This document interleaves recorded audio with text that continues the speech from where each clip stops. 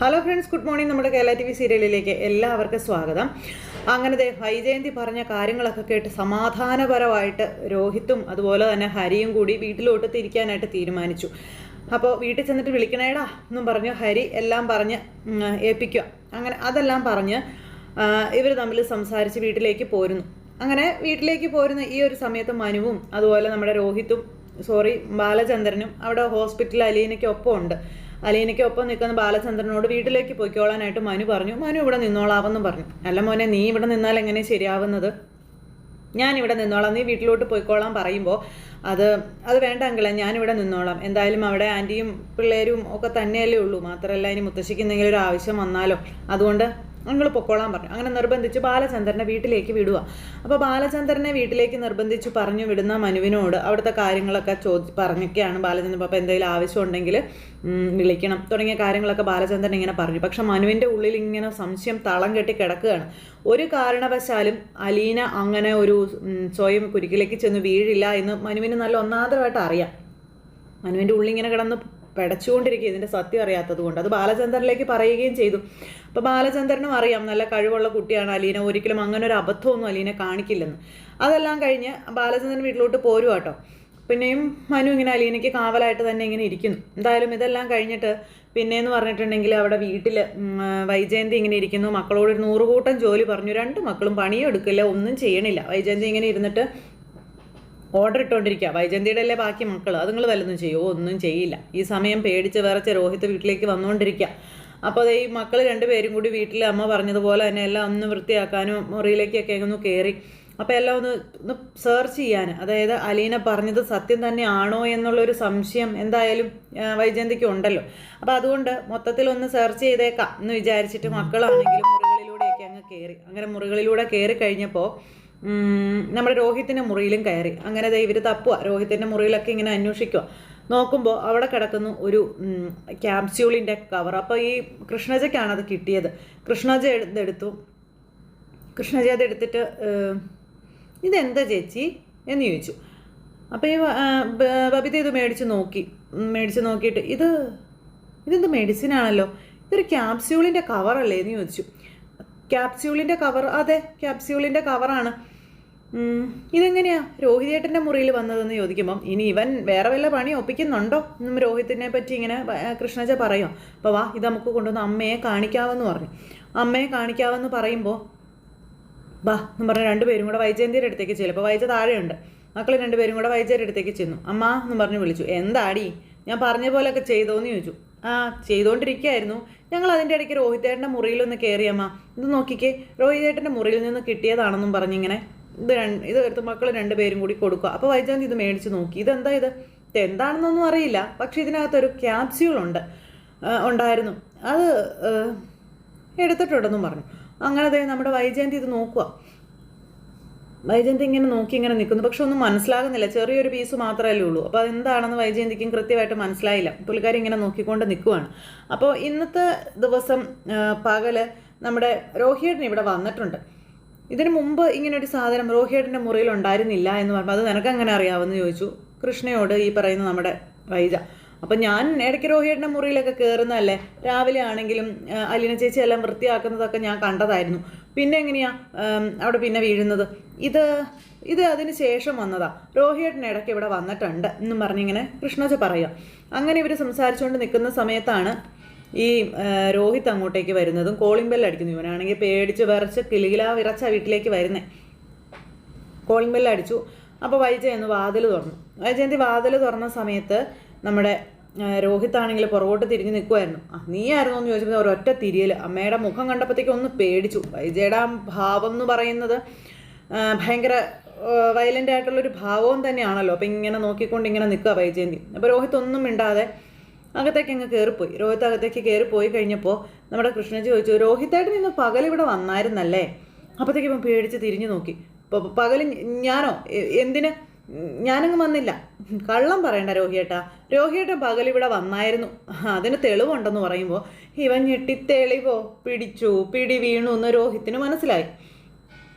പെങ്ങൾ തന്നെ രോഹിത്തിനിട്ട് പണിയും കൊടുത്തു. രോഹിത് ഒട്ടും പ്രതീക്ഷിച്ചില്ല ഇങ്ങനൊരു ചതി കിട്ടുമെന്നുള്ളത്. അപ്പോൾ രോഹിത്തിനോട് കാര്യങ്ങളൊക്കെ വൈജയന്തി ചോദിക്കും. നീ എന്താ ഈ പറയുന്നതെന്ന് ചോദിച്ച് രോഹിത്ത് കൃഷ്ണജിയോട് ദേഷ്യപ്പെടുമ്പോഴത്തേക്കും നീ അവളോട് ചൂടാകണ്ട, ഇത് നിന്റെ റൂമിൽ നിന്ന് കിട്ടിയതാണെന്ന് പറഞ്ഞ് വൈജയന്തി ഇത് കാണിച്ചു കൊടുക്കുക. അപ്പോൾ ഇത് എൻ്റെ മുറിയിൽ വരാനൊരു വഴിയില്ലെന്ന് പറയുമ്പോൾ തലയൂരാൻ നോക്കി. അമ്മ ചുമ്മാ ആവശ്യമില്ലാത്ത പറയരുത് എന്നൊക്കെ പറഞ്ഞു. പക്ഷേ വൈജയന്തി അത് സംശയത്തിൻ്റെ നേരിൽ എടുത്തെങ്കിലും വലിയ കാര്യമാക്കി മക്കളുടെ മുന്നിൽ വെച്ച് ചെറുക്കനോട് സംസാരിച്ചില്ല. പക്ഷേ ഇവൻ തടി തപ്പാൻ പറ്റുന്നതൊക്കെ തപ്പി ഇവൻ ഓരോ ന്യായങ്ങളൊക്കെ പറഞ്ഞ് ഇവൻ കയറിപ്പോയി. അപ്പോൾ ഇതിലെന്തോ കള്ളത്തരമുണ്ട് എന്ന് കൃഷ്ണജി ഇങ്ങനെ പറയുമ്പോൾ നീ ചുമ്മാ ഒന്നും പറയാൻ നിൽക്കേണ്ടെന്ന് പറഞ്ഞു ബബിത കൃഷ്ണജിയെ തടയുക. ഇത് കഴിഞ്ഞിട്ട് ഇവൻ മുറിയിൽ പോയി ഇങ്ങനെ ടെൻഷൻ അടിക്കുകയാണ്. അതിനുശേഷം ഹരിയെ ഫോണിൽ വിളിച്ചിട്ട് ഹരിയോട് ഇവിടെ നടന്ന കാര്യങ്ങൾ പറയാം. തല പോയാൽ നീ സമ്മതിച്ചേക്കരുതടാ, നീ എന്ത് പണിയാ കാണിച്ചത്, അവിടെ ഇട്ടത് എന്തിനാ അങ്ങനെ ഇങ്ങനെയാന്നൊക്കെ പറഞ്ഞുകൊണ്ട് ഇങ്ങനെ ഹരി എന്തായാലും ചോദ്യം ചെയ്യുവാണ്. ഹരി വഴക്ക് പറയാം. അപ്പോൾ ഹരി വീട്ടിൽ ചെന്ന് കയറിയപ്പോഴും അമ്മ മോനോട് എത്ര നേരം എവിടെയായിരുന്നു എന്നൊക്കെയുള്ള ചോദ്യങ്ങളും കാര്യങ്ങളൊക്കെ ചോദിച്ചു കമല. അപ്പോൾ അങ്ങനെ ഇതെല്ലാം കഴിഞ്ഞ് മുറിയിൽ ചെന്ന ഹരിയെ ഈ രോഹി വിളിച്ചിട്ട് കാര്യങ്ങളെല്ലാം പറഞ്ഞു. പിന്നെ ഇവന്മാർ തമ്മിലൊരു ധാരണയിലെത്തിയത് ആര് വന്ന് ചോദിച്ചാലും പറഞ്ഞാലും ഒന്നും മിണ്ടരുത് തുടങ്ങിയ കാര്യങ്ങളൊക്കെ പറഞ്ഞു.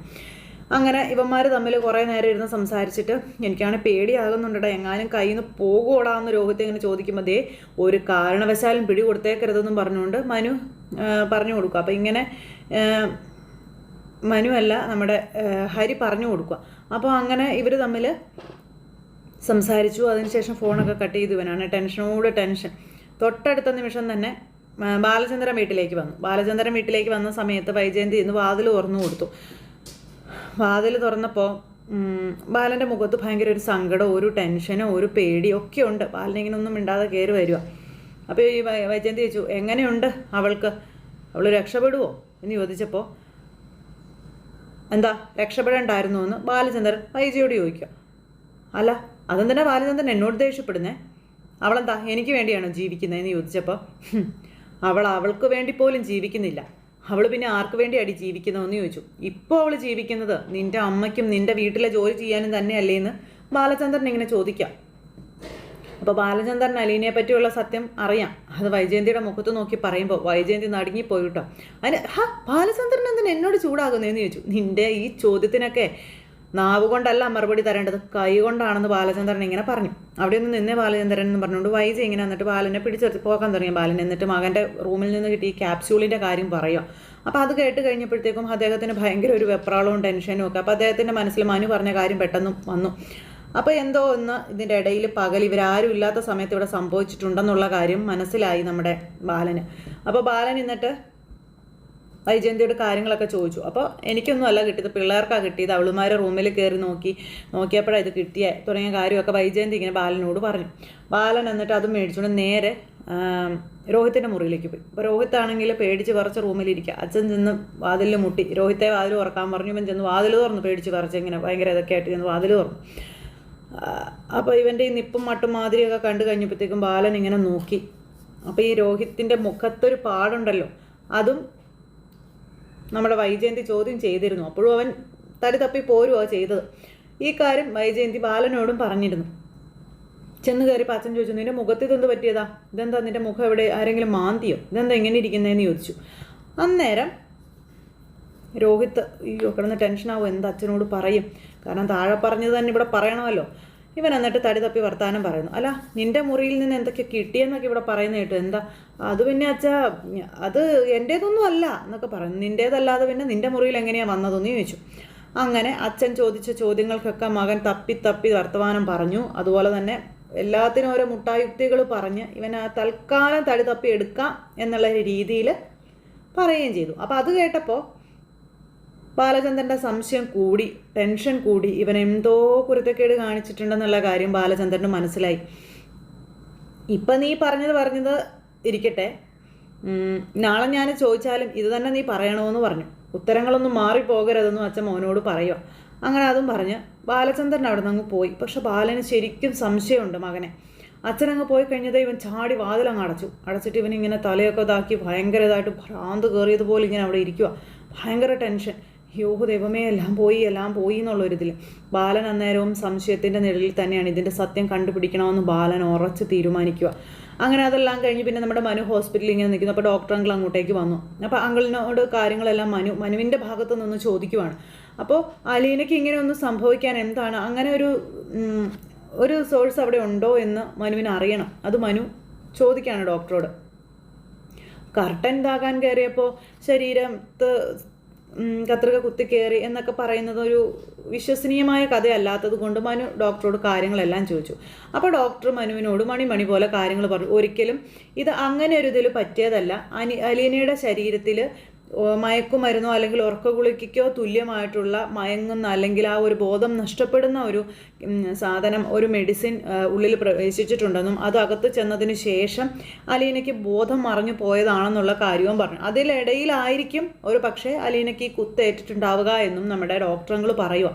അപ്പോൾ തെളിവുകൾ സഹിതം നമ്മുടെ ഡോക്ടറുകൾ കാര്യങ്ങളെല്ലാം മനുവിനോട് അലീനയെ പറ്റി പറഞ്ഞു കൊടുക്കുമ്പോൾ ഇത് കേട്ട് നമ്മുടെ മനു ഞെട്ടിപ്പോയിട്ടോ. ഒരിക്കലും മനു അങ്ങനെ ഒരു കാര്യം പ്രതീക്ഷിക്കുന്നില്ലല്ലോ. അപ്പോൾ ആ മനുവിന് മനസ്സിലായി അലീനയെ ആരോ മനഃപൂർവ്വം ഉപദ്രവിച്ചതാണെന്നും അലീന അവരെ രക്ഷിക്കാൻ വേണ്ടിയിട്ട് ഈ കാര്യം മറച്ചു വെച്ചതാണ്.